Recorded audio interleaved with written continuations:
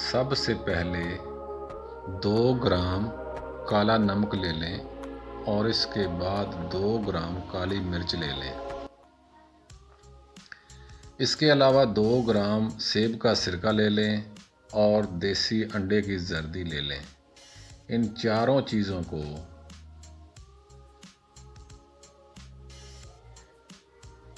کسی برتن میں اچھی طرح پھینٹ لیں اور مریض کو پلا دیں۔ انشاءاللہ 10 منٹ کے اندر اندر درد گردہ ختم ہو جائے گا۔